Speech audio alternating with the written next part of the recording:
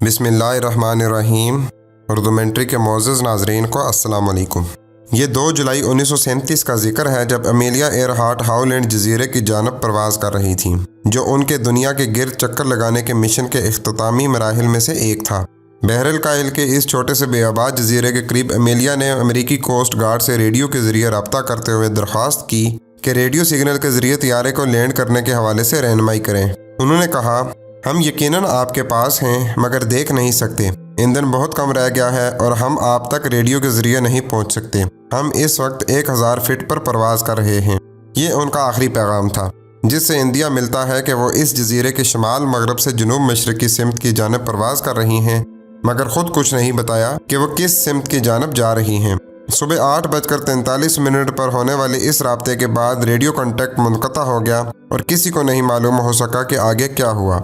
Amelia ایئرہارٹ دنیا کی پہلی ہواباز خاتون قرار دی جاتی ہیں، جن کے پاس 14,000 فٹ کی بلندی پر جہاز اڑانے والی پہلی خاتون، بحری اوقیانوس کو تنہا سر کرنے والی پہلی خاتون پائلٹ کا اعزاز بھی حاصل ہے۔ امیلیا ایئرہارٹ کی ہوابازی میں کامیابیوں نے انہیں اس زمانے میں دنیا بھر میں مشہور کر دیا تھا، اور وہ 1937 میں دنیا کے گرد چکر لگانے والی پہلی خاتون بننے کے مشن پر کام کر رہی تھیں۔ 29,000 میل کا یہ سفر خطِ استوا کی گرد تھا، اور اس سے پہلے مارچ میں ایک ناکام کوشش کے دوران ان کے طیارے کو نقصان بھی پہنچا، مگر مرمت کے بعد وہ اور ان کے نیویگیٹر فریڈ نونین کیلیفورنیا کے علاقے اوک لینڈ سے 21 مئی کو روانہ ہوئے۔ 40 دن میں 22,000 میل کے سفر کے دوران وہ 20 سے زائد بار رکے اور پھر پاپوا نیو گینی کی مشرقی ساحل لائی پر پہنچے۔ 2 مئی کی صبح توقع تھی کہ امیلیا ایئرہارٹ اور فریڈ نونین اپنے سفر کے سخت ترین مرحلے کو طے کر کے ہاؤلینڈ جزیرے پر پہنچیں گے، جو کہ لائی اور اس مقام کے درمیان 2,500 میل کی دوری پر موجود تھا، جہاں سے ایندھن دوبارہ بھرا جانا تھا۔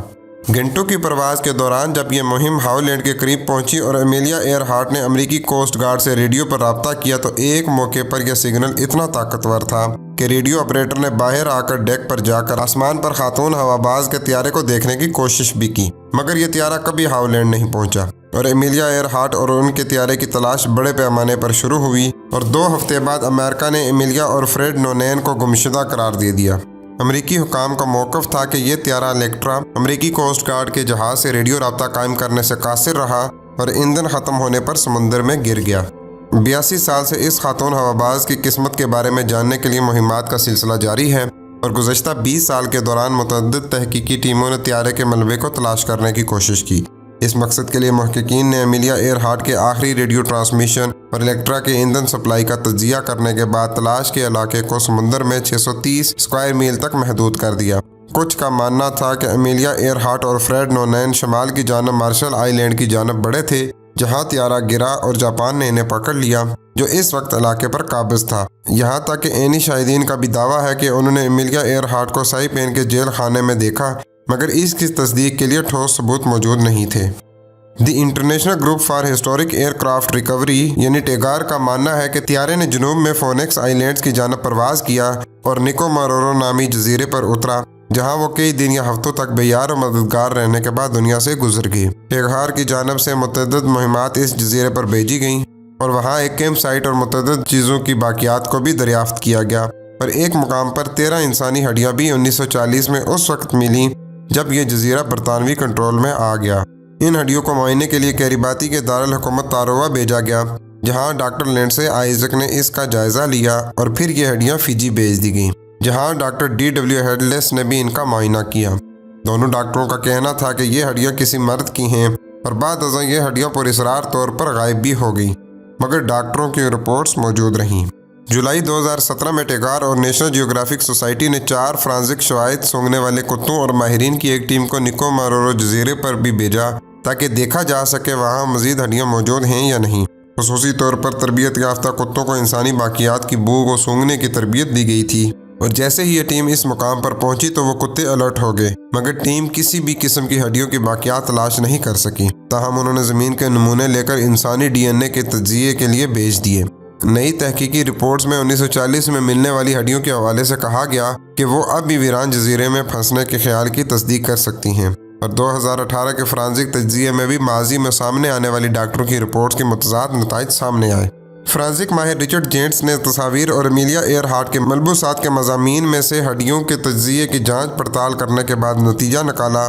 کہ یہ ہڈیاں کسی خاتون کی ہو سکتی ہیں جس کا قد و قامت ایئر ہارٹ جیسا ہو سکتا ہے۔ ان کا کہنا تھا کہ شواہد سے اس نتیجے کو تقویت ملتی ہے کہ اس جزیرے میں ملنے والی ہڈیاں امیلیا ایئر ہارٹ کی ہیں یا جس کی بھی ہیں، وہ اس سے کافی ملتی جلتی شخصیت ہے۔ اسی طرح 2018 میں ٹیگار نے ریڈیو سگنل پر ایک تجزیاتی مقالہ شائع کیا جس میں خاتون ہواباز کی گمشدگی کے بعد کی راتوں کا جائزہ لیا گیا۔ جولائی 1937 میں سینٹ پیٹرزبرگ، فلوریڈا، ٹورنٹو وغیرہ میں متعدد ریڈیو سننے والوں نے ایک خاتون کو مدد کی کال دیتے سنا اور ٹیگار کا ماننا ہے کہ وہ آواز امیلیا ایئر ہارٹ کی تھی، اور مقالے میں وضاحت کی گئی تھی کہ اتنی دور موجود ہونے کے باوجود اس ٹرانسمیشن کو کیسے ممکن بنایا گیا۔ اسی طرح رواں سال ٹائٹینک تلاش کرنے والے امریکی ماہر رابرٹ ڈینی بلارڈ نے بھی اس حوالے سے نیشنل جیوگرافک سمیت دیگر اداروں کی مدد سے امیلیا ایئر ہارٹ کو تلاش کرنے کی مہم پر کام کیا۔ 2 ہفتوں کی تلاش اور لاکھوں ڈالرز خرچ کرنے کے بعد انہوں نے اعلان کیا کہ اس حوالے سے وہ کوئی سراغ ڈھونڈنے میں ناکام رہے۔ رابرٹ بلارڈ نے اس مہم میں دلچسپی اس وقت ظاہر کی جب انہوں نے ایک ایسی تصویر دیکھی جو ایک برطانوی آفیسر نے 1940 میں نکو مارورو جزیرے میں لی تھی، اور اس فوٹو کو زوم کرنے پر لینڈنگ گیئر جیسی ایک چیز کا انکشاف ہوا تھا جو الیکٹرا کے لینڈنگ گیئر سے ملتا جلتا تھا۔ اگست میں یہ ٹیم اپنے تحقیقی جہاز کے ذریعے نکو مارورو اور اس کے گرد کام کیا، جس کے حوالے سے ایک دستاویزی فلم بھی بنائی گئی۔ ٹیم نے آوازوں کی لہروں کی مدد سے جزیرے کا نقشہ بنایا اور زیر آب بھی 4 بحری میل تک چھان بین کی، مگر امیلیا ایئر ہارٹ کے حوالے سے کچھ بھی تلاش نہیں کر سکے۔ تاہم انہوں نے پتھروں کا ایک ایسا مجموعہ ضرور ڈھونڈ لیا جو اس تصویر میں نظر آنے والے لینڈنگ گیئر جیسے حجم اور ساخت کا تھا۔ یہ تحقیقی ٹیم اب بھی پر امید ہے کہ وہ طیارے کو تلاش کر لے گی، جبکہ وہ اس خیال پر بھی کام کرنے کا ارادہ رکھتے ہیں کہ امیلیا ایئر ہارٹ کا طیارہ ہاؤلینڈ جزیرے کے قریب گرا تھا۔ دوسری جانب امیلیا ایئر ہارٹ کی تلاش کے حوالے سے ایک عجیب پیش رفت 2018 میں اس وقت بھی ہوئی جب نکو مارورو میں 1940 میں مل کر گم ہونے والی ہڈیاں ایک بار پھر سے ڈھونڈ لی گئیں۔ یہ ہڈیاں جزیرے تاروا کے ایک میوزیم میں دریافت کی گئیں، اور محققین کا ماننا تھا کہ یہ وہی ہیں جو 1940 میں گم ہوئی تھیں اور ممکنہ طور پر امیلیا ایئر ہارٹ کی ہو سکتی ہیں۔ ساؤتھ فلوریڈا یونیورسٹی کی ایرن کیمریل فرانزک ماہر ہیں، اور وہ ان ہڈیوں کے DNA ٹیسٹ کے ذریعے اس خیال کی تصدیق کرنے کی کوشش کریں گی کہ امیلیا ایئر ہارٹ کی ہیں یا نہیں۔ انہوں نے DNA ٹیسٹ کے لیے نمونے ارسال کیے اور اس وقت نتیجے کی منتظر ہیں، اور اگر تصدیق ہو جاتی ہے تو امیلیا ایئر ہارٹ کے حوالے سے موجود لاتعداد خیالات اپنی موت آپ مر جائیں گے، یعنی وہ حادثے میں ہلاک نہیں ہوئیں بلکہ وہ اس جزیرے میں کچھ عرصے تک پھنسی رہیں اور مدد کا انتظار کرتی رہیں۔ امیلیا ایئر ہارٹ دنیا کے گرد پرواز صرف زندگی میں جوش برقرار رکھنے کے لیے کرنا چاہتی تھیں، مگر ان کی قسمت کے بارے میں جاننے کا عمل انتہائی سنجیدگی سے 82 سال سے جاری ہے، جو اب تک پورا نہیں ہو سکا۔ یہ تھی آج کی ویڈیو۔ اسی طرح کی سنسنی خیز ویڈیوز دیکھنے کے لیے ہمارے چینل کو سبسکرائب کیجیے۔ ملتے ہیں آپ سے اگلی ویڈیو میں، تب تک کے لیے اپنا بہت سا خیال رکھیے گا۔ خوش رہیں۔ السلام علیکم۔